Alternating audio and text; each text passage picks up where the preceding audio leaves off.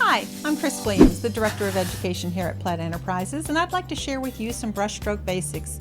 Now let's talk about the supplies we're going to use while we learn how to do some basic brushstrokes. Today I'm using the Plaid Folk Art Artist Variety Brush Pack, which includes flat brushes, round brushes, and a scruffy. I'm using a mat board that's been cut to 8.5 by 11 in size. It's been base coated with Folk Art Wicker White. To do the actual brushstroke work, we're going to use Folk Art Licorice.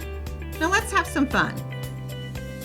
The first stroke I'd like to share with you today using a flat brush is what we call a straight stroke. This is done with the flat brush. I'm using a number 10 today. I'm going to dip my brush in a little bit of water, blot on a paper towel. To load the brush properly, I'm going to stroke into the puddle of Folk Art Licorice paint. You can see how rich and creamy in consistency that paint is. I wet my brush a little bit first just to kind of thin it down because I am working on paper. I'm now going to touch, apply pressure just like I did before, pull, lift, and drag till I come to a certain point. And that is the end of my pencil line there. I'm going to refill my brush, touch, pull, lift, and drag. Now let me show you something that's really fun.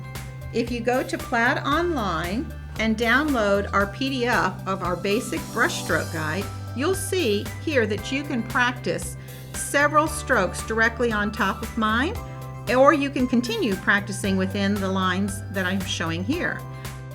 Practice directly on top of my brushstroke, touch, pull, lift, and drag, back up to the chisel point.